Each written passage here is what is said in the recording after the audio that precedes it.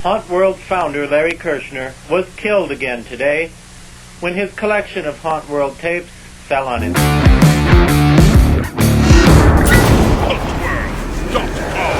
Alright, Fright fans, haunted house owners, and everyone in between. I know you've seen a lot of these Hauntworld movies. They might be wearing thin on you, but I promise you this is one of the better ones.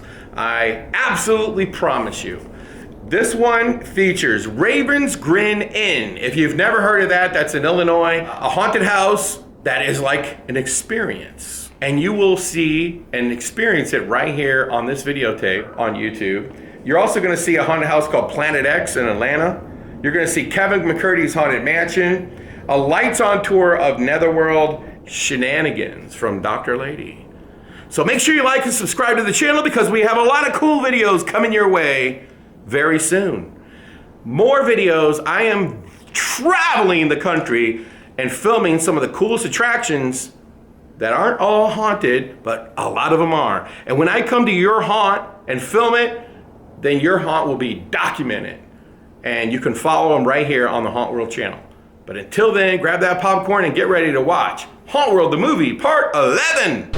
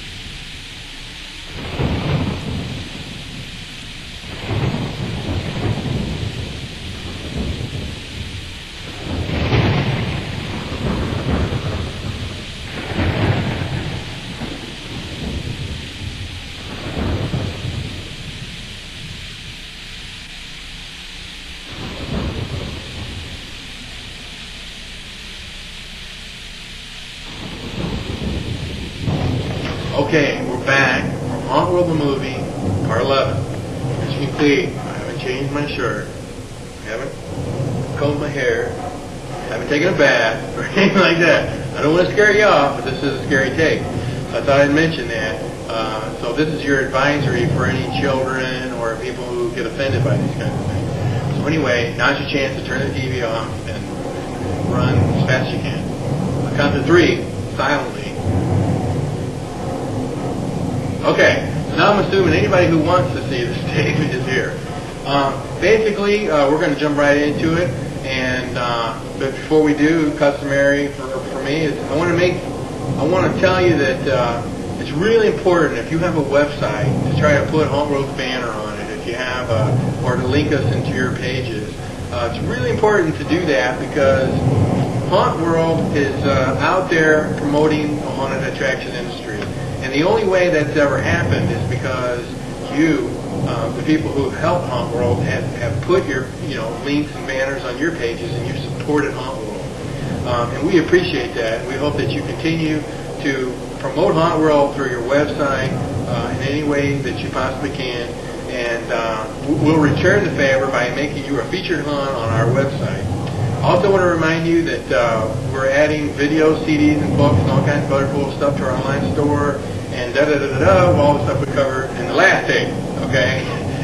Don't forget to come to Hauntworld, to go to the Frightform message board. It's a great place to learn, and especially if you ask questions, and you usually get cool answers back. One other thing is I want to say hello to everybody on the Hauntworld mailing list. I remember when my cousin Danny, who's now passed away, Fright Master, he started the list, and I remember I was the 3rd person to join. And I remember, it was like we almost broke out champagne glasses when we got it up to 100 people. That was a real struggle. Now it's closing in on 700 people. The mailing list is basically when you send one email to the list, it basically goes to all 700 people. And it's really important. It's easy to get feedback. If you're looking for a website, you're looking for a place to buy pressure pads, you make one post, bam, and then you got like 3 people to tell you websites. It's really cool, and we really want to thank everybody there for supporting Hauntworld and supporting these videotapes and so on and so forth. I also want to thank everybody who sent in footage and tried to help us help you.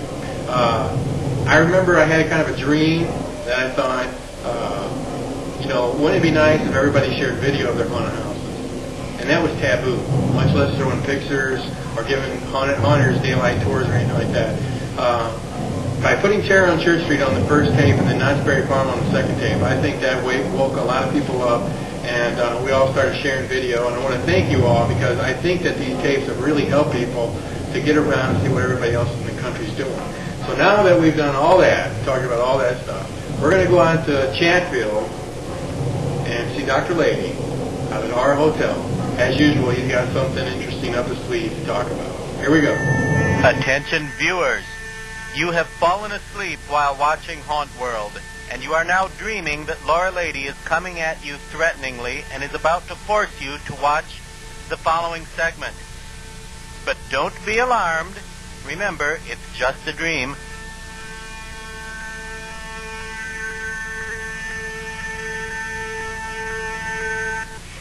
Here at Horror Hotel, we get a lot of compliments from our customers about the high level of detail in our scenes. And really, a lot of that is because in the background of all our rooms, we put up lots and lots of shelves.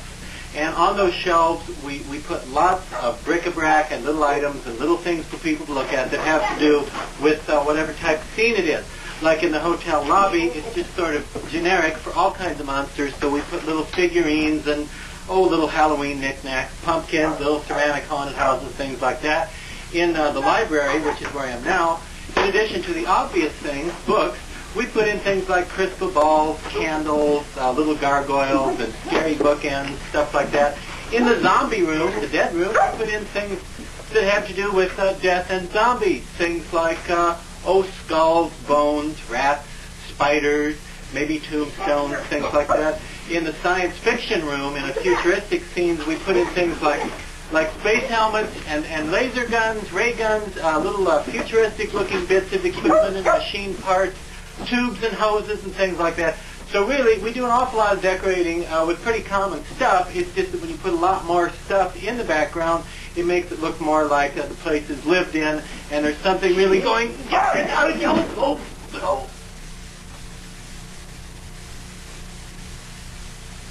You know what I hate? I hate when these stupid scenes cut into things that we're doing and they have nothing to do with what we are doing. Look, Dollface, I don't know what you're talking about, because I never see... What was that? Huh?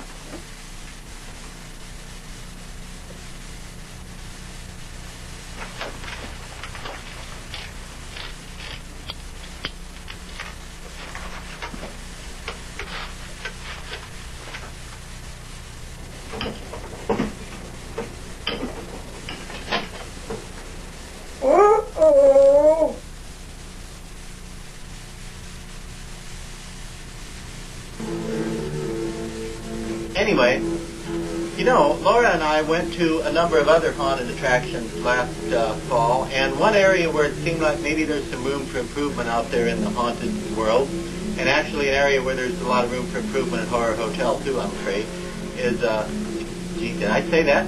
Can't be dissing Horror Hotel. On video, yes, on tape. Hey Larry, edit that last comment out, would you? Thanks. I'm sure Larry will take care of that. What was I going to say? Oh, I remember now. One area where it seems like there's maybe some room for improvement with a lot of the haunts out there, even at the nice bigger haunts that charge maybe $10 a head, which gets pretty expensive if you happen to have a big family or if you happen to be Ghidorah the three-headed monster, is giving people something to do while they're waiting in line. And, well, I know that big places with big budgets can maybe do things like live entertainment, magic acts, things like that, to give people something to watch. But you don't always have room for that. But I think you should at least try to have something in the waiting area for people to look at. If you don't have room to have a big show kind of thing, you could at least give them something to distract them and occupy them and give them something to look at and focus on, make it seem like the place is very finished and complete and thoroughly decorated and get them in the mood for what they're going to see inside. Instead of just having them standing in a big empty room or a big blank area where, you don't want people getting, too bored and indifferent and impatient and maybe expressing their dissatisfaction later by setting your building on fire. You wouldn't want that. So try to give them something to look at. Now, at Horror Hotel, we have very little room, really, where people wait in line. It's sort of a big wraparound stone porch on the front of the house. But we do work with what little space we have, and so can you. You can't work with the space we have, but you know what I mean. Hey, Larry, you want to edit it? Yeah, okay. One area just beside me here, conveniently out of frame, there's a great big glass window where you're waiting in line. You know what? Why did I say glass window? Like, what else would a window be made of? Baloney? Hey, Larry, you want to edit that too? Okay. I'm sure it'll all be real smooth when this is played back, I'm sure of it. There's a big window, and on a slow night, like a Thursday, of course, that doesn't matter because there isn't any line forming because business is rotten on Thursdays for the most part. But if it's a busy night, like Friday or Saturday, you might end up standing outside that glass window for half an hour or an hour even.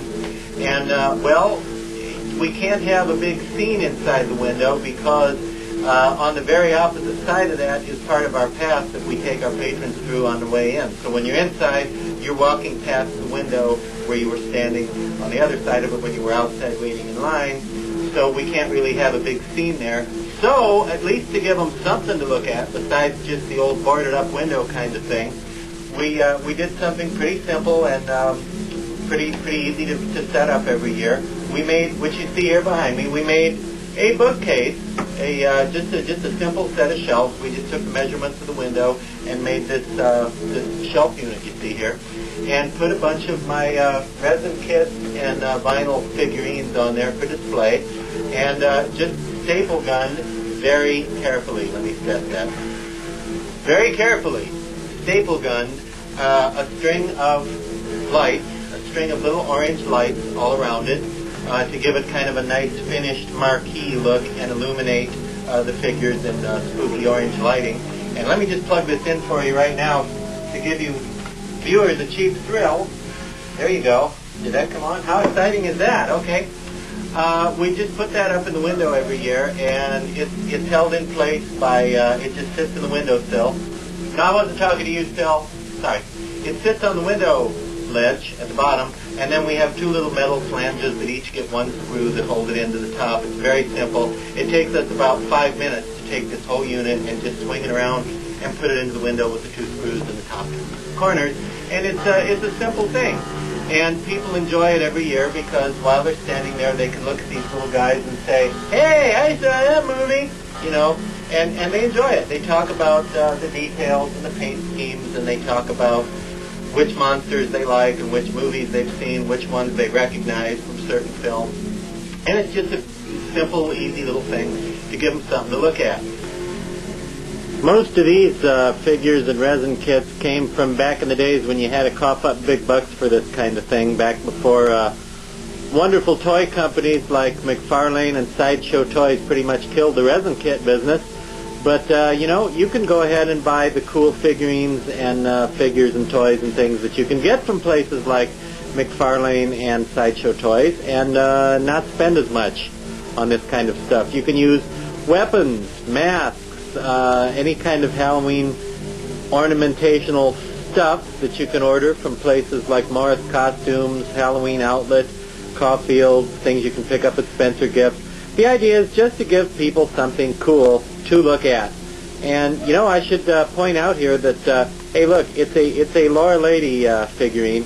No, I did not sculpt that. Carol Hicks did, actually. But what I was going to say is that just for the record, or for the CD, just for the record, most of these kits that you see here were actually hand-painted by my charming wife, Laura. And not many people know that she does that kind of thing. I paint masks. I don't think Laura's ever held an airbrush even in her hand. This is all dry brushed, but I paint masks and she sometimes paints resin kits. And there you have it. Just gives your audience something to look at while they're waiting in line so that they don't get too bored, like you probably are with this video. Now, does anyone have anything helpful to add to that?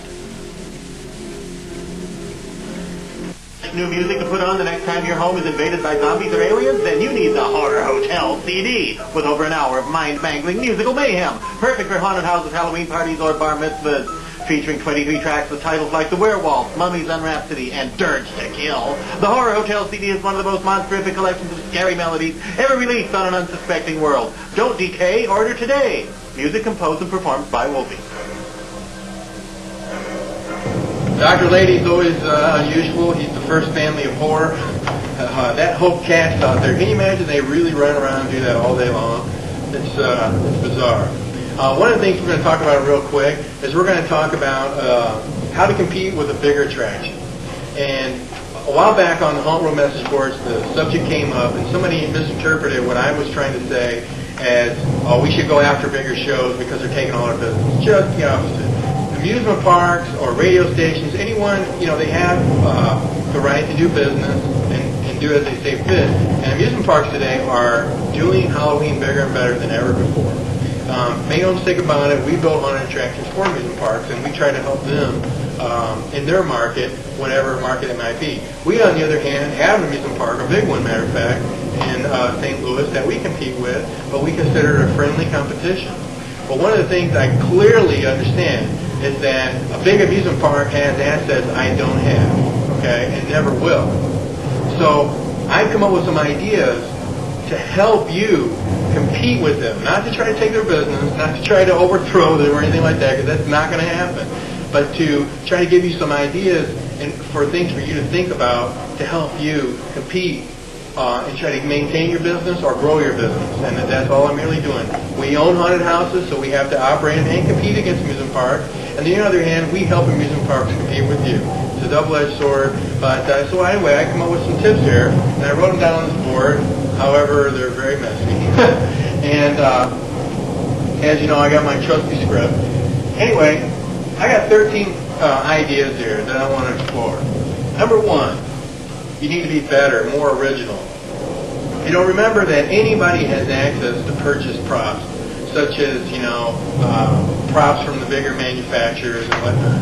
So you know that they have access to it, whether, we're not talking about just amusement parks or bigger shows, we're talking about anybody. Anybody and everybody has access to these props. So as you can see, when we walked through the darkness on Hauntworld The Movie Part 10, you didn't see a lot of props that were bought. A lot of the stuff was made or one-of-a-kind stuff, like the stuff we got at an auction from a Jekyll and Hyde or an estate sale, or unique pieces we picked up from flea markets or whatever, what have you. We're always looking for really antiques. So one of the things you want to try to do is you want to be original. You want to theme your house. A lot of times our houses are permanent, so we have the opportunity to really make them better. And that is really key. You don't have roller coasters, you don't have this, you don't have that, you don't own radio stations. You've got to have an attraction that people talk about. And if you just go around and you buy this and that and this and that and whatever from all these companies that everybody else is buying, I'm not saying don't buy them. I'm saying if you're going to buy, say, a drop picture with an animation coming out of it, buy it and have a way to use it in a unique way. If you're going to buy an animation that wiggles around or whatever, keep in mind that other people might have it, so you need to find and think of a unique way to use it. But the first and foremost thing you need to do is you need to be original. You need to make sure that your attraction stands on its own, that you can give a daylight tour, that people can walk through and go, wow, this is really cool. Okay, you've got to have that. That's essential. Number two is that you can add an element of theatrics to your attraction. And what I mean about that is, like, here at the darkness, we pile everybody in this first room, and Frankenstein goes off, the doctor's talking to you. We have a mad scientist in the room, and he's explaining the rules and things like that. Well, because we're not a big amusement park or something like this, where we have to, put tens of thousands of people through the attractions, we can take our time. We can have a little bit of theatrics, and that's really important to try to add that element of Hollywood acting, skits, or whatnot. The drawback to theatrical acting and skits is simply put that they sometimes will slow the line down. You don't want to do that. Number three, co-promote. Call your amusement park. We did here. We asked them, hey, can we trade coupons with you? we're typically getting maybe some people you're not getting, you're getting people we're not getting, so let's co-promote. Let's work together. We're all trying to get the same people or as many people as possible. Go to your other haunted houses, say, hey, at the end, after they buy a ticket to our place, we'll give them a ticket to your place. That could really help out. Number 4, be one step ahead of your competition. Remember, this isn't just a seasonal attraction anymore. Even though you're only open in October, September, or whatever, you need to be thinking, about Halloween year-round. You need to always think, what can I do different? What can I go look at? What can I explore? What can I find? You really got to be thinking about Halloween year-round. Number 5, and get back to that point, like a bigger show, they have other things to think about. If you're thinking about Halloween all the time, you're always going to be one step ahead. Number 5, on marketing, remember what your first impression isn't your facade on your attraction. It's not the first room in your house. It's not you selling them a ticket in the street. Your first impression is your billboards, it's your radio commercials, your TV commercials, your websites. It's very important that you make all of these things top-notch because it is your first impression. If your first impression is some silly-looking, TV commercial with lights on and actors jumping out and you can see the scenes, it's going to seem like a really silly haunted house. And I'll be like, why would I want to go there when I can go here? You need to do everything first-rate. Number 6, slower throughput. A bigger show's got to run them through faster. Bottom line, people want to get in. They don't want to wait on the line forever. They want to get in. So as long as you're putting them through at 500, 600 an hour, which is fast, if you use a calculator, you can figure out that you can put in groups of 8 or 10 every 60 seconds or whatever, you can come out with that number. So by putting them in just a little slower, you're giving the people a better show. They're getting what they really want to come see is a scary haunted house. The slower it goes, obviously the scarier it's going to be. There are some drawbacks to that because your actors, if you put them in too slow, they'll fall asleep on it. Number 7, expand the dates that you're open. I don't know how many times I got to tell people this. Everybody says, well, if I open the first week in September, it's already bad the first week of October. Well, I ask you, if you open the last week of September, do you think it'd be about as bad as the first week of October? And most people say, yeah. And I'm like, well, then what do you think the first week of October will be? It'll be better because you're trying to give word of mouth a chance. The sooner you open, the quicker that you're the first one out the gate, spread the word about your show. Really important.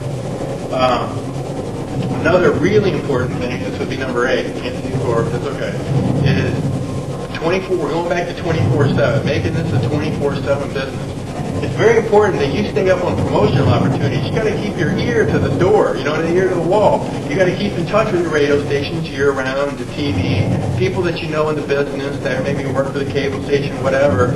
Get to know the people who promote movies, like Disney movies. There's a company in every market that promotes the movie. Say, for example, a new Halloween movie is coming out, but it's coming out in August. You need to know that because you need to be the one that is like co-promoting it or whatever. Fairs, carnivals, whatever it is, any kind of chance you get to jump on a promotional opportunity. It doesn't matter if it's in August, it doesn't matter if it's in October, it doesn't matter if it's in a month that doesn't exist. Okay? You need to know about it so that you can, judge whether or not it's worth it for you to get involved. Number 9, your website. Very important. As you know, we're big on the internet. Let me tell you something. I had 50,000 unique visitors come to scarefest.com. I don't know one other haunted house owner-operator that had that many, even in bigger markets than me. Why is that? We made scarefest.com our main sponsor. It was scarefest.com presents. Scarefest.com presents. Anything and everything you do, billboards, anything, it should be scarefest.com. Well, okay, if you want to promote our website, please do. But if you want to promote your own website, everything should go to your website because your website is your phone line, it's your brochure, it's a place to get coupons, it's a place for everything. So one of the things you need to do with your website, okay, is you need to make it more year-round. Get people to come to it year-round. In other words, have a What's New section and constantly updated. You got thoughts in your mind, kind of an idea of what you want to do next year. Start, posting it on your What's New page. Give your actors a special little message board so they can post and keep in touch, so you can keep in touch with them. Ben Armstrong told me a good idea of having a summer camp for your actors. But you do all these things through your website. You can do them for the public too, and keep them updated. If you're building a new section, take pictures and put them on your website so people are coming back and seeing what's new. Another thing that you can do is celebrities. You know, they can work, they can't work. I'm not going to go into it too much. But obviously having a celebrity on the opening night to kind of kick off the night is going to help tremendously. And that's something you ought to think about. Number 11, opening sooner. We talked a little bit earlier about expanding dates, and kind of sort of I meant about expanding dates, which I didn't go into enough, was instead of be open on Thursday, Friday, and Saturday, or Friday, Saturday, Sunday, when that typical bigger show is going to be open, you need to deepen it. You need to go Thursday, Wednesday, and backward, so you can give yourself more dates. Even though if you only do 250 people, it doesn't matter. That 250 people are going to get the top-notch show, and they're going to, help you build up to this Friday and Saturday night through word of mouth. What I mean by opening sooner, again, back it up another weekend. Get open a weekend before. Anything and everything you got to do, get open sooner. Number 12 is first impression. This is kind of like sort of the same thing, but this is different. There's people out there making websites. For example, Gail from Hauntworld makes websites. Brainstorm Studios makes websites, and they charge a lot of money. But let me tell you something. We didn't do 50,000 people at scarefest.com because we had a junky-looking website. Okay, we did 50,000 people because we got a nice website. It offered top-notch photos, which is another point that you need to think about. And this is the whole purpose of this point. Pay the money. Pay the money. Hire the professional photographer to take the pictures. Don't take it with grandma's Polaroid, okay? Hire a real photographer to get 8-second exposure pictures for the internet. Set up scenes. Set up the sets for the internet. If you're going to make a brochure, hire a professional. You're going to do a TV commercial, which you may already know that a joint venture that we have with Kevin McCurdy, where we're producing those Hollywood-style CGI TV commercials. Buy those, or hire someone to professionally produce your TV commercial, your radio commercial. That $5,000 that you pay to have that website put up is going to pay you back the first day you're open. Another thing about this point is if you hire a consultant like ourselves or someone else, we will pay for ourselves the first day you open. You may think, why would I want to pay $5,000, $10,000, $20,000 to have this website made or this brochure? Because first impression sells the deal. It sells the deal. So don't cut yourself short. You want to spend all your money on your props and your animatronics and stuff, and you don't even think that the thing that's going to get them there is not those things. It's your first impression. So treat those pieces just like you would your props inside. Last but not least, don't forget where you came from. Guerrilla marketing. Hit those football games. None of those big shows are going to be out there. Hit those football games. Get down on the ground. Get your tennis shoes on. Run out there. Hit the football games. Hit the malls, the fairs, the baseball games, and so on and so forth. That will pay dividends. Now, we're done with that section. We are going to take a look at Kevin McCurdy's Haunted Mansion, because we were talking about all this cool detail and so on and so forth. Let's run out and see the master of detail, Kevin McCurdy's Haunted Mansion. This Halloween, travel back to the age of sword and sorcery and Kevin McCurdy's wonderful annual Haunted Mansion. Come face to face with your worst nightmares as you creep down Dead Man's Walk. Journey to our newest attraction, the electrifying House of Shock and the Boiler Room in 3D. Kevin McCurdy's Haunted Mansion on Sheep Road, opening September 28th. For more information, call 297-MAX or check us out on the web at www.thehauntedmansion.com.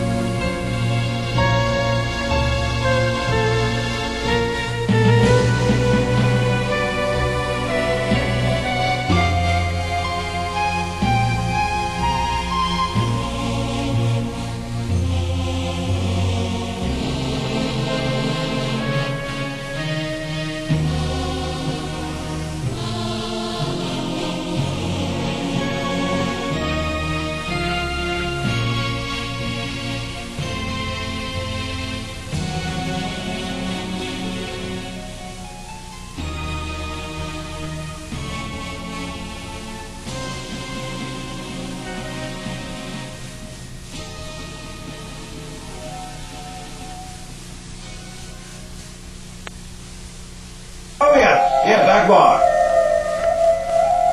Oh, very good. You managed to find some more, did you? Ha!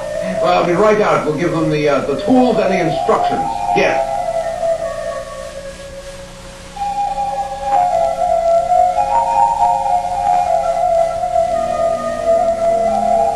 This staff is well protected.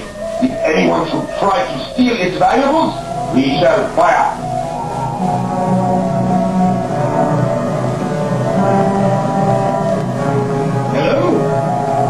Hello, who knows that?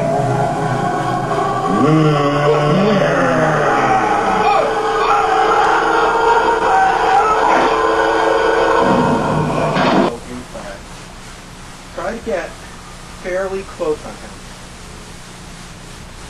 Now, for all of you new diggers going inside the tomb, this is the tomb of Asran Rapti. Now, before we begin, is everyone prepared for the worst? Is everyone prepared for the best? Because you never know what you may find in here. You could get very rich. So, without further ado, ladies and gentlemen, please, this way.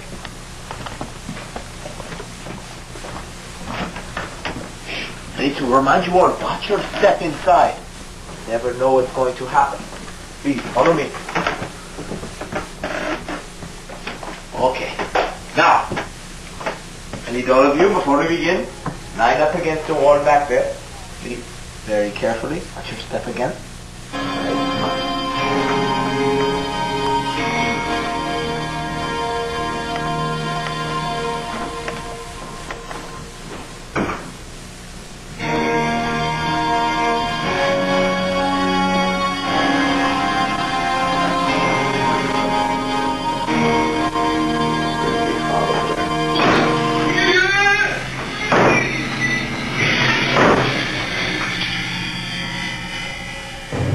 Kevin McCurdy's Haunted Mansion is just so awesome. He pays so much attention to the detail. It's unreal. By the way, that haunted house that you saw, he's actually selling it. So if you're interested in buying those sets and props and whatever, it's for sale because he changes the theme every single year. Something that very few of us do, but he does. Now we're going to get into the meat of this tape. We're going to talk about trying to make your old scares scream again. Okay, we're going to stick with the basic pull picture, the pull pictures, the drop pictures, the slamming door kind of thing. We're going to stick with all those in the pulley type system. Now I've drawn these really horrible drawings, and I'm going to try to explain what each of them are. One of the ways that I want you to think about your drop pictures. I want you to think about, instead of having them in a picture, because I think people are kind of immune to them because they now know that if it's a picture, it's going to fall. You need to try to figure out ways you can conceal that drop picture better. I want you to think about it. The drop picture is actually recessed from the wall. Otherwise, it's not going to drop. So let's say you recessed it just another inch or two. This could be those bookcases that you saw in our library on part 10. See, here's the little indentions in the bottom, and then there's the border line, and then these are the bookshelves. You could make a drop picture, cut it right out, and you have your books going right up to it, and they're cut, and then the piece that you cut goes onto the picture, and the bookshelf, the bookcases, or the vacuum form books on the second row go up next to it, and then they're put on the drop picture, and then the rest of it's put on the other side. So if it's back far enough and it was only a couple inches, you can drop the whole thing. So we've now found a new way to conceal that drop picture. Another way to conceal a drop picture is, let's take a look at these crates. Let's say you have crates like in a basement, an attic, whatever, and they're in all different ways, shapes, and sizes. You can cut a drop picture out of one of these crates and still put that trim right on the drop part of it. That's what's going to help hide it. Is that it's all painted the same, and you get that trim from a crate, and you take that piece, and it's going right through the center, or right through here, like diagonal, through the middle of that crate, and you cut that piece out, and you put it on that drop picture, and then a full picture, and then you see you cut a door out of another crate. In other words, back here, this is behind the scene, Right here, this actor has access to a pull, a drop, and bam, he's out the door. See, the customers are walking up this way. Okay, another really cool idea we came up with. This is something we've never done. It's called dropping furniture that I want to do. As you can see, let's zoom in right here. This is a wall, okay? And this, let's say it's an antique radio.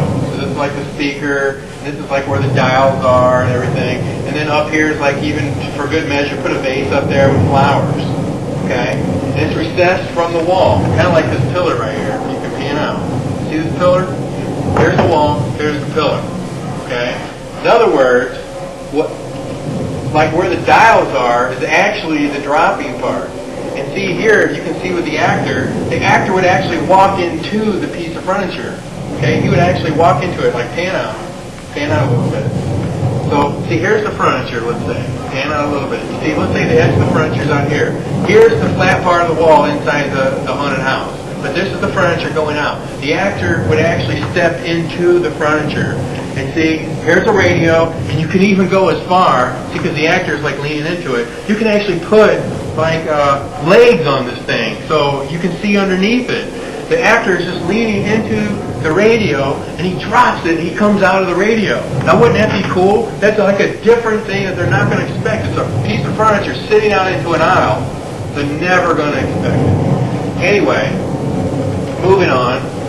Here we got, like full picture. This is supposed to be a medicine cabinet. And actually get real medicine, empty it out or whatever, and glue the medicine or whatever in the cabinet. And this would be like a sink, okay, and that's the wall. And obviously an actor would be behind it. It would be like a way to conceal something like that. Whoops!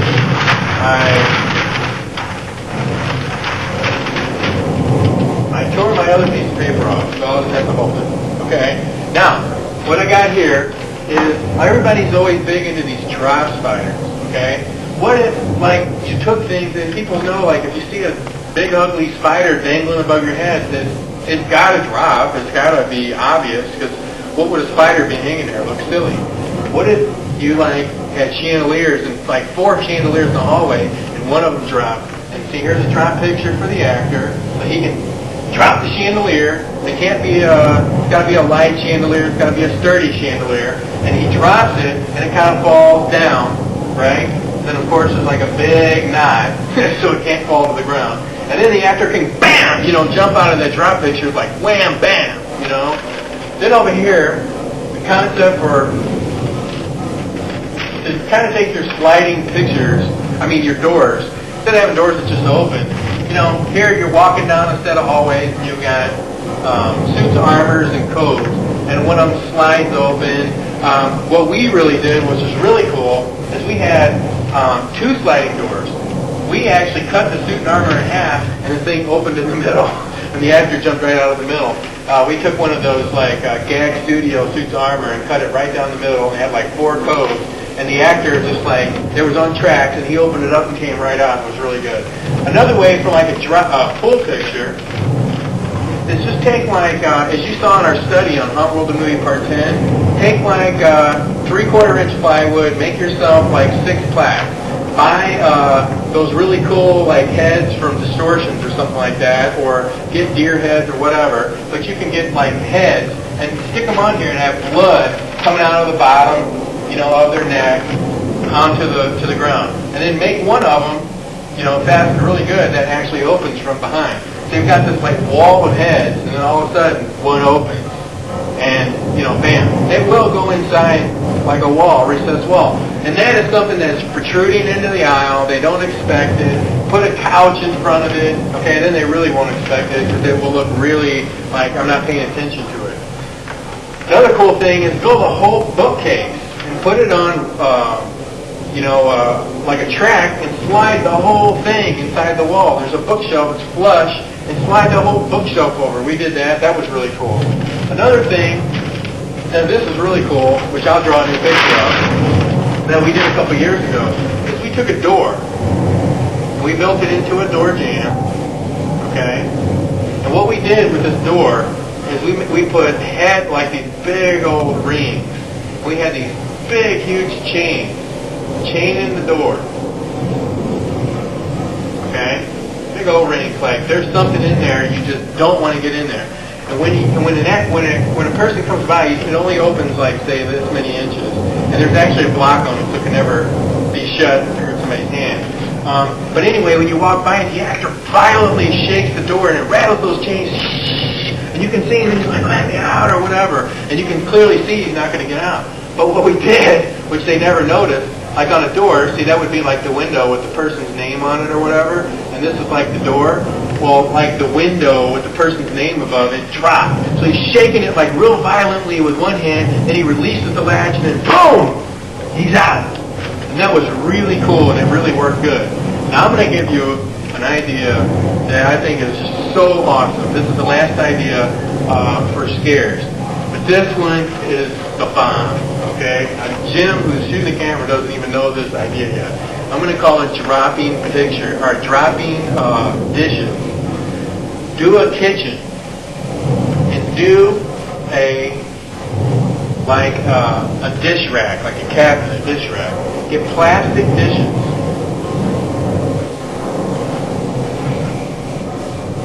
Okay? So it's in your wall set. And say you got, that trim back down here, brown walls or whatever, and this is all white, aged black or whatever. And you might have another one and another one with the dishes.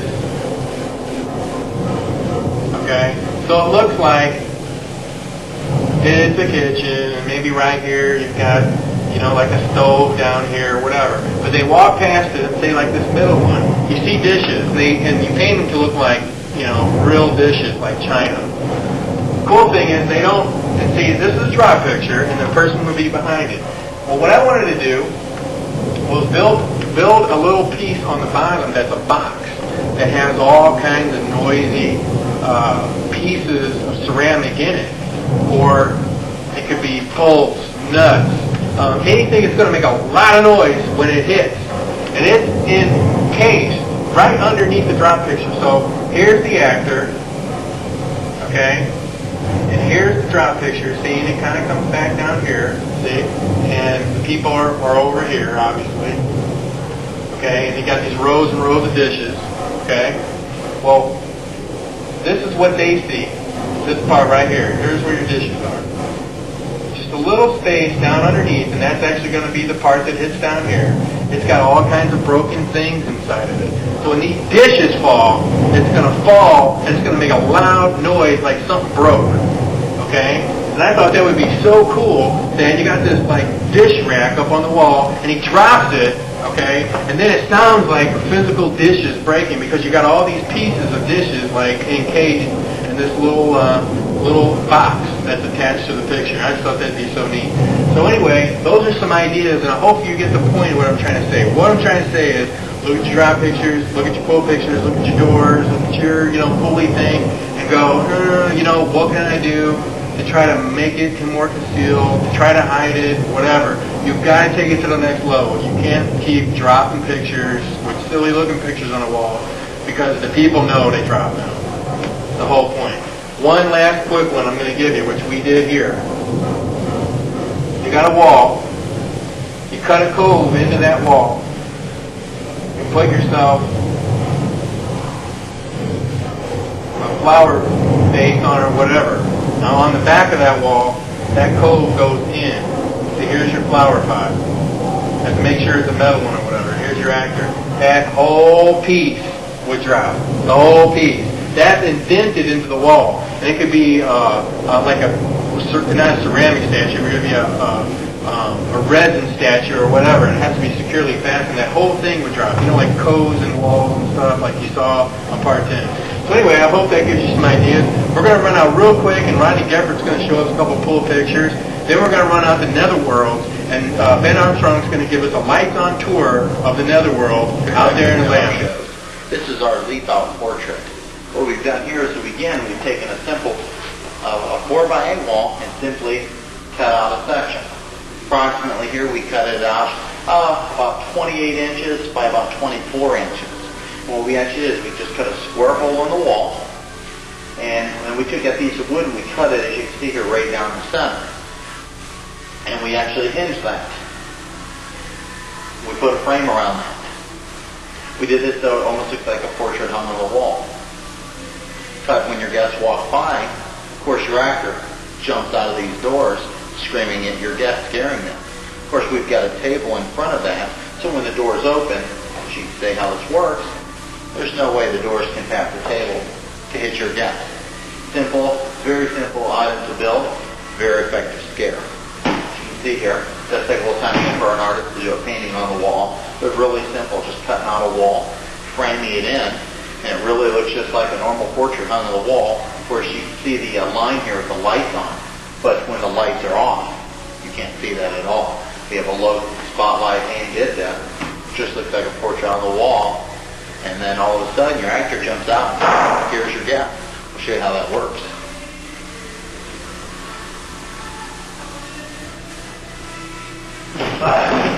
That's simple. As soon as your guests walk by, your actor closes the doors, opens them, comes out and scares your guest.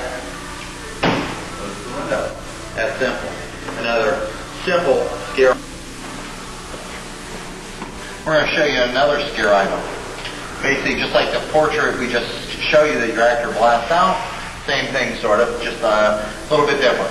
What we've done here is we've taken a 4x8 wall, cut out a hole in the wall, about approximately 20 inches by about 16 inches. What we've done is we've put a hinge on one side of this. And we've got it to don't open outward, but it opens inward.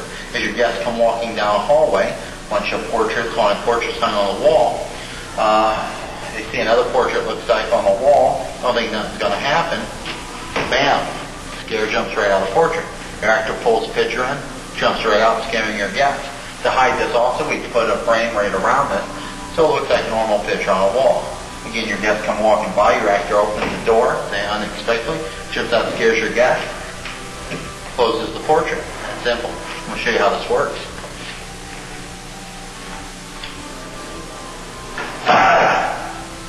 That's simple. The actor opens the door, jumps out, scares your guest, closes the portrait. Another simple scare idea. Hello, this is Ben Armstrong, the co-owner of Netherworld Haunted House in Atlanta, Georgia. I'm going to take you around and show you some of the things at Netherworld. I'm primarily going to focus on layering, how we take lots of things and pile them on top of each other to make an interesting looking product. A couple of notes. I'm not going to have the animations on today because, of course, it's pouring down rain today, and a lot of the area in the haunted house is filled with things because, of course, we're broken down for the season, and unfortunately, you won't see the actors, and the actors are always the best part of any show. So let's get started. This is our ticket booth. It's interesting in a couple of ways. You really like this sign. In the dark, the letters are coated with phosphorescent paint, so they glow. There's a black light shining up there on them. But what I really want to talk about today is layering. We use a lot of different things. Here you see vacuform stone walls, and on top of them we have scenic elements, jute mesh, camo netting, a lot of different things, spider webs, props, topped by a custom creature here. Sort of what we like to do, just sort of pile things on top of things to make it really interesting. Here in our lobby this year we had a crypt. Here you can see it. It had this demon that flew down from it. We painted him with a metallic, and we had a flame pot beneath him. But on his crypt, which I can't show you all of it because of course the piles of junk in front of it, was a lot of stuff. It was a wooden structure, and we used all kind of different, we cut some foam and coated it, hard coated it with stuff. We used scenic elements you can purchase. We used a lot of ivy, jute mesh, camo netting, a lot of knickknacks, topped it with stuff, some bones, and gave it a really nice look. Its primary source of lighting was a flickering flame pot right beneath this creature, and it really looked cool in the lighting. It was a nice effect. I just got to show you this real quick. I always wanted to glue moss on here, and this year I finally did. Look, oh, there's some more. Of course, the patrons queued up along here ripped a lot of it off, but I'd always wanted to do it. These were some scarecrow-like guys that we made, a good example of layering. It was just a wooden frame. We stretched out the arms, gave it long fingers. We put moss on the fingers. It's got a lot of different stuff on it. It's got jute mesh, camo netting, cheesecloth, top with a really nice skull. This year we did a lot of skulls, and all of them we seamed them up, sanded them down so they didn't have that seam around the top of the head, stained them with leather dye, and did a lot of other painting to them to make them look really nice. And then, of course, to finish it off, we coated it with a lot of webs. We got a whole bunch of these guys on the front of our facade. Here's a couple. Here's the ground level of the facade. It's got a lot of got some vacuum form panels of stone. It's topped with camo netting and jute and webbing. We had a lot of downlights. We had some bone panels that we made here. Just a lot of different stuff. And of course, lots and lots of fire retardant. This place is soaking in it. I'm coming down the ramp out of our first vortex. It's down for servicing. And here we see just a lot of the decorations leading in. This area is fairly dark. I just wanted to show you some of these things here I thought you might find interesting. We took a lot of things like tombstones. As you can see, here they are on the walls down this particular corridor. And we did stuff to them. What we did was we mounted them on boards with liquid nails, and then we hard-coated these and added some texture to them to make them really tough. Then we coated them with elastomeric paint. We coated them with fire retardant intumescent paint, and we mounted them to the wall. So you have nice decorations that are on the wall.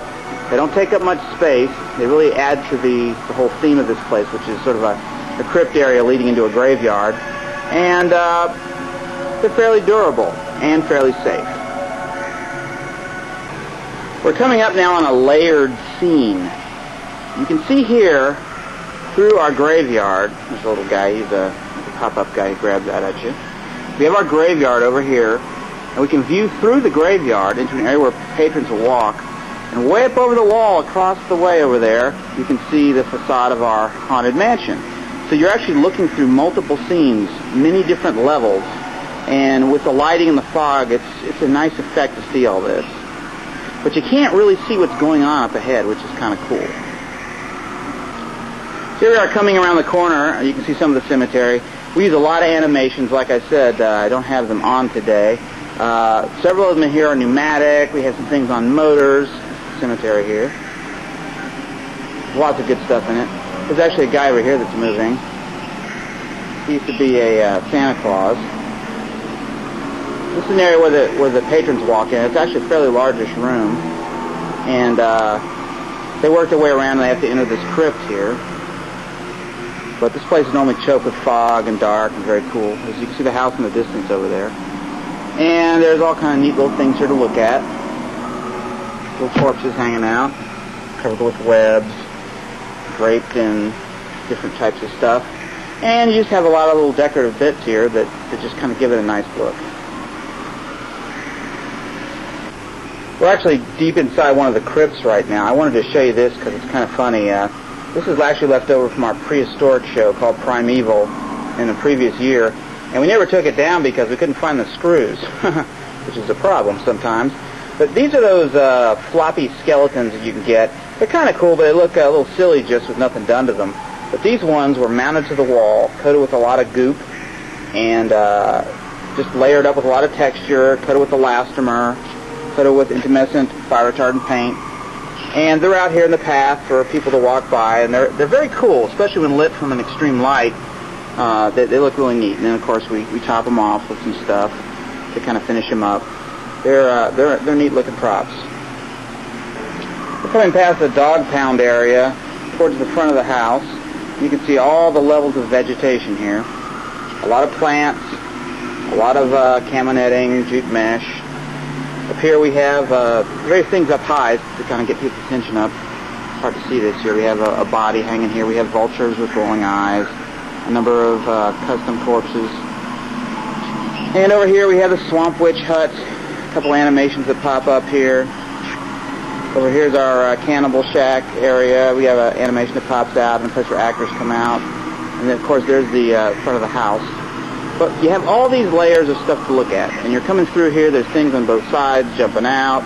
There's just a lot of hidden things. It's a kind of a neat effect. And the fog is just swirling along the ground in here. I thought you might like to look at this. This is a skull rack. This is a prop we had several years ago. We saw a thing that Morris had at their display that looked kind of neat, so we replicated it, although we motorized it so it tilts back and forth. course, these skulls are all nicely themed and look a lot more realistic.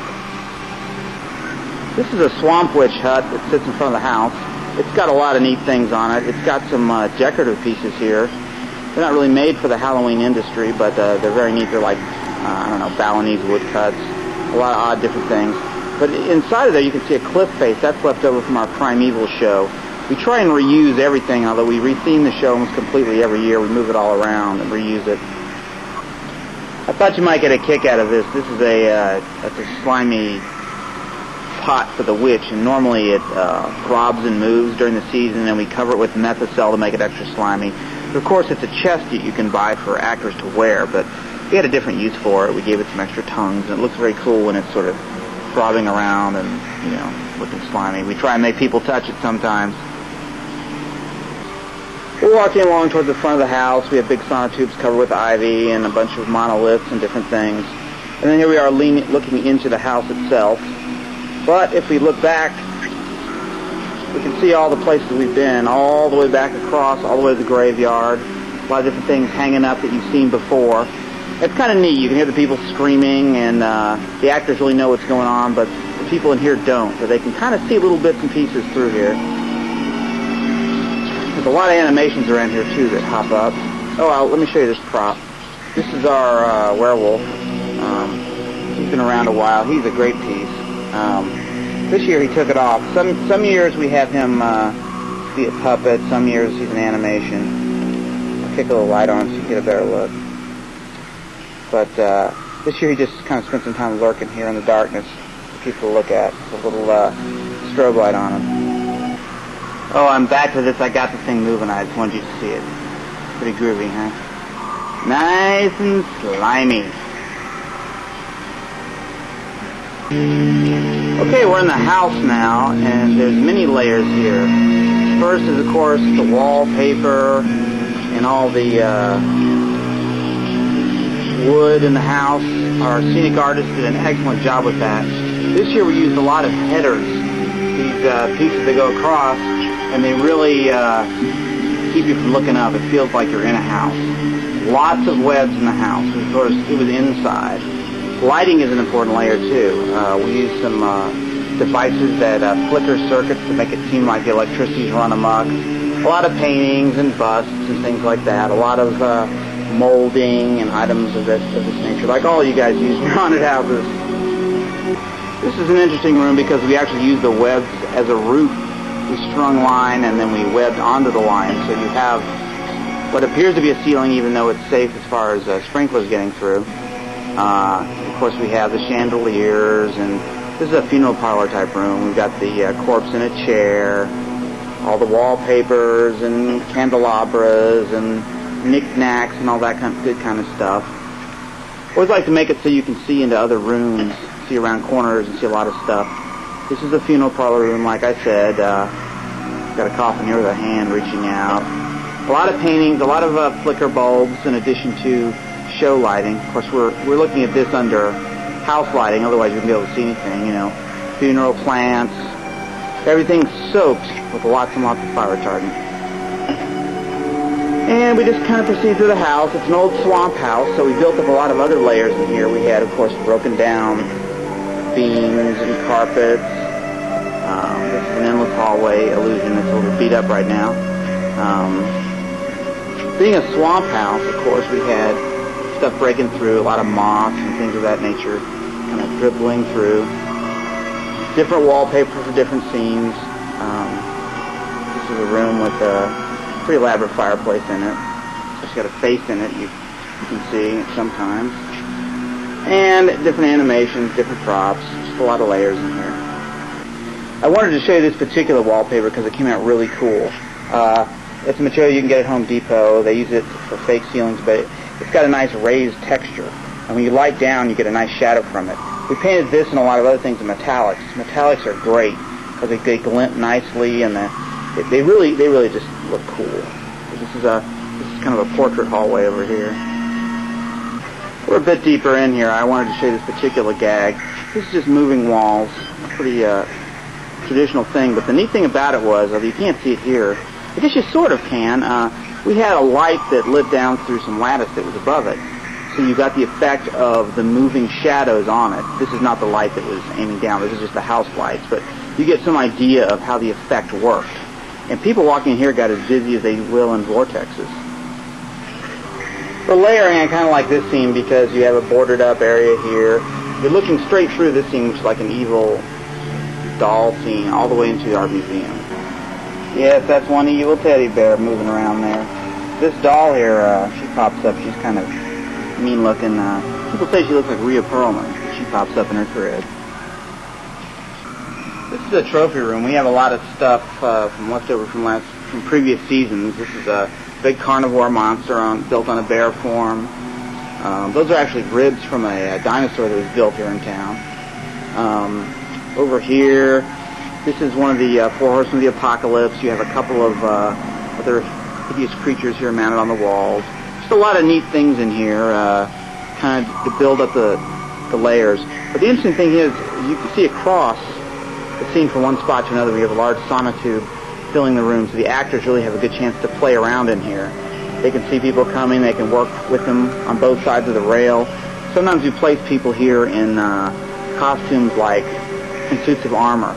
It's a great spot. Over there you can see a T-Rex skull. Let me go take a quick look at that. It's a big T-Rex skull we have. Got a couple of those.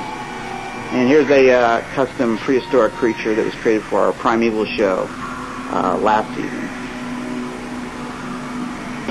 This is a scene with a lot of interesting layers. We are much deeper in the show now. We're sort of in a basement type area. You see just a lot of junk lying around. We have jute mesh hanging down, pipes and things on the walls, stuff like that. But here's where we break through into the catacombs that are beneath this house. So you can see we have this piece that's sort of like a circular gateway. And here's about where all the modern things stop. Everything from this point on is medieval or ancient. So there's a lot. It's a transition. But as you're looking around at all this neat stuff, of course, actors are attacking you, animations are going. This thing is banging like crazy. It's a really cool effect. The layers in the catacombs are a lot different. The whole place is sort of stone. There's a lot of jute hanging down. There's webbing, a lot of skulls, different pieces with flicker bolts on them, like candles everywhere. It's a change of tone, and the lighting follows with it too. And there's also a lot of interesting torture pieces from this set that we purchased, and we did a lot of custom bits for it. I really like how the wood mixes with the stone and the metal. You kind of get a really interesting look there. Well, this wheel is actually animated. The guy comes towards you and bangs on it. It's a nice custom face there. You can get a good look at him there. He looks like he's pretty real. We did a lot of these this year. They're custom bone pieces. We took bones and we arranged them into interesting patterns and stained them and attached them, put webs on them. We used them for a lot of things like headers, but that was sort of a theme for ours since it was a catacombs, and we sort of modeled them after this monastery in Hungary. They look really cool in the dark. Here's another torture scene with very gory bits, a lot of chain, and there's an animation that pops out over here, and of course there's a lot of actors lurking right around. Here's a neat-looking corpse we have in a cage we bought. Corpse is all done up, looks like an old dried-out corpse. But the neat thing about the cage is it's all done up so it looks rusty, and it's all detailed and painted up in that way. And of course there's lots of webbing and things like that to make it look really cool. Here's a typical turn in the catacombs, and you can see a good example of the layering. There's a little bit of camo stretched across. We can't do too much because of fire codes here, but we stretch a little bit across in certain areas, and we light down through it, and it creates a nice lighting pattern. This is, of course, just from the house side, so you get the idea of what we've done throughout the show. There's also a big, enormous plant monster. I'd love to show you how he chomps at us. Maybe his audio's on.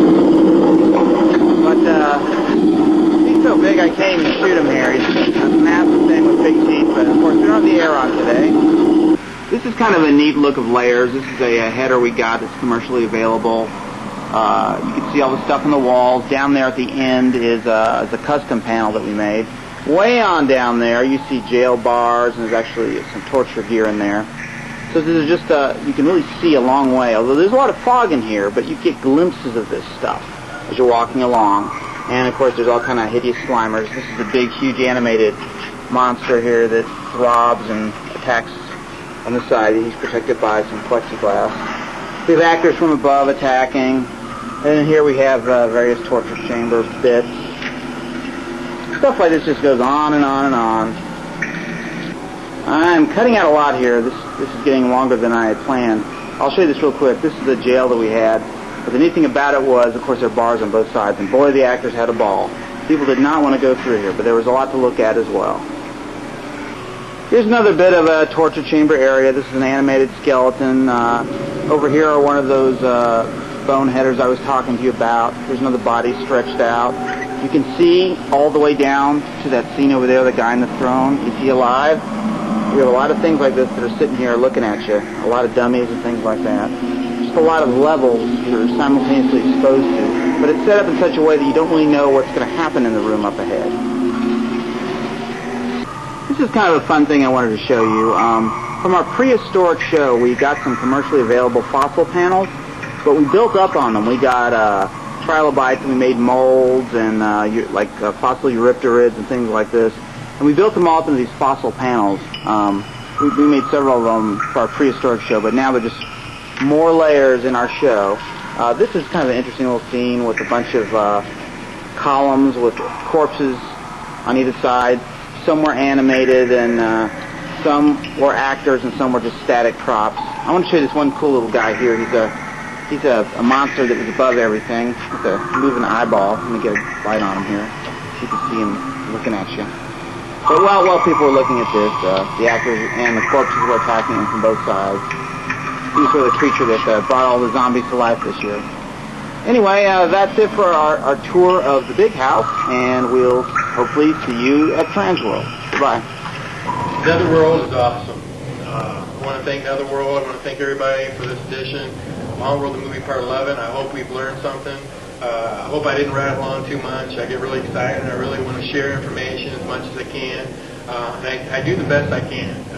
I say things that I think are going to help people, and I hope that everybody does better, and I hope everybody can see that sometimes enthusiasm, in message boards and things, you really can't communicate exactly what you're trying to say if we're having a one-on-one conversation. And so I hope that we've been able to help you in any way we can.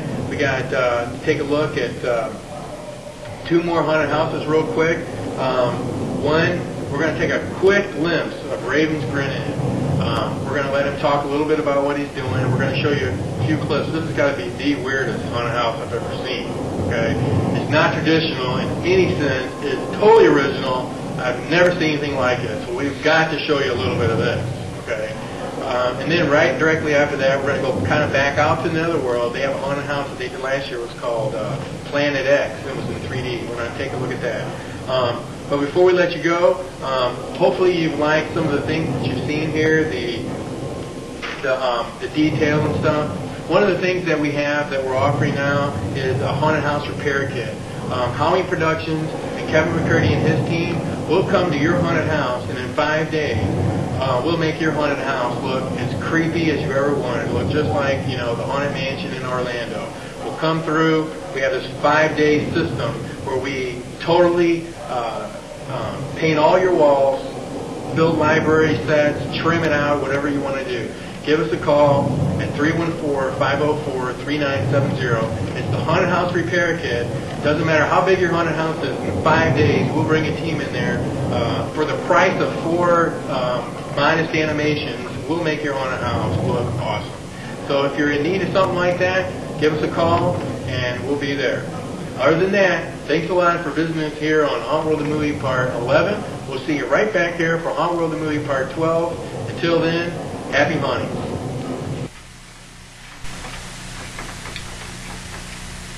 Okay, let's talk about what went wrong with tonight's episode.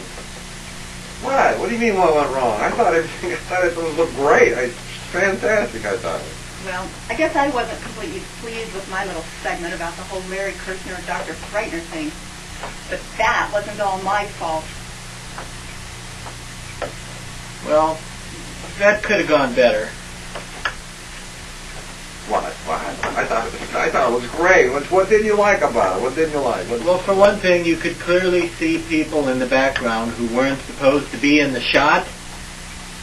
That was not good.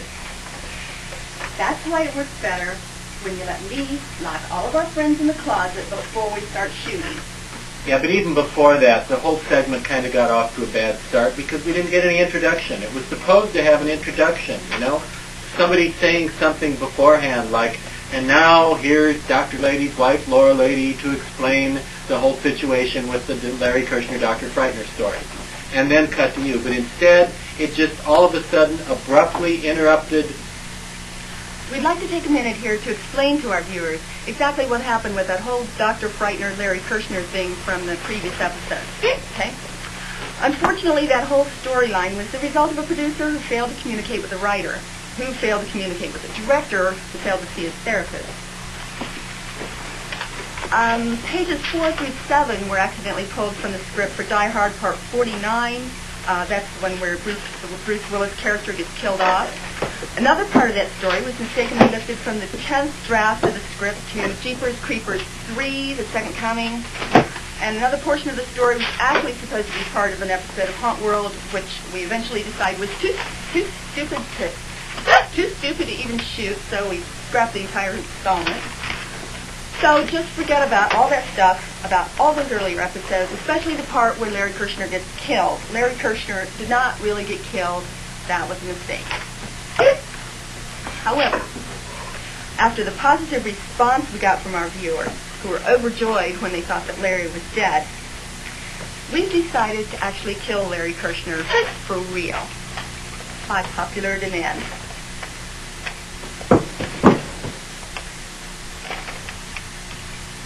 Seems like that scene ended abruptly, too. Yeah, it really did. But you know, the one that I did where I was telling people to put stuff on shelves in the backgrounds of their room, that really wasn't one bit better. Because Laura was chasing Whoopi around the whole scene. Hey, it wasn't my fault. I was running from my wife. If she'd have caught me, there wouldn't have been enough of me to make a pair of earmuffs. You started it. I told you you'd be in big trouble if you ever buried the neighbor's car in the yard again. I'm innocent. I remember it just like it was about to happen now.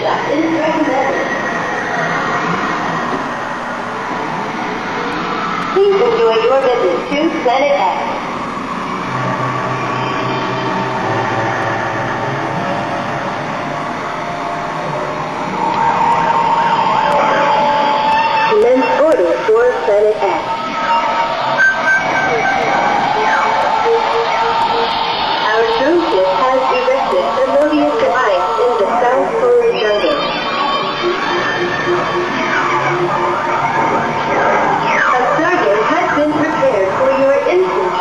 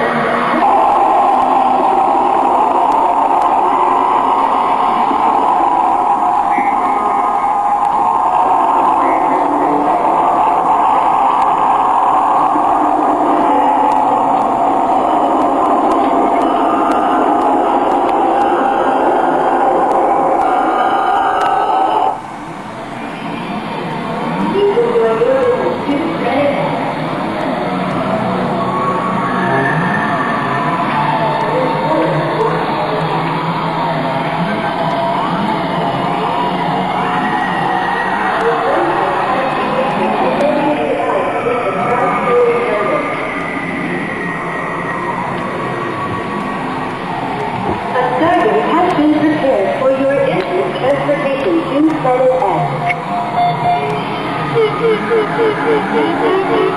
Warning, dangerous xenomorphs have reached the fifth floor. Transgalactic travel accepts no responsibility for the safety of civilians traveling to Planet X.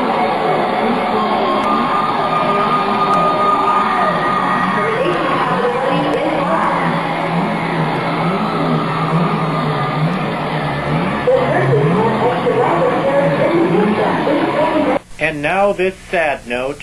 Hauntworld founder Larry Kirshner was killed again today when his collection of Hauntworld tapes fell on him. Well, that was definitely the best episode of Hauntworld yet. Sure glad I watched the whole thing. Although it did leave me with the strangest urge to order something from myself.